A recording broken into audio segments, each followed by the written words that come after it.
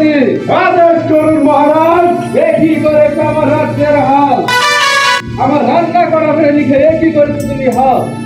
এখন আমি ঘুমাতে কোটি খাবো তোমাদের ভাত।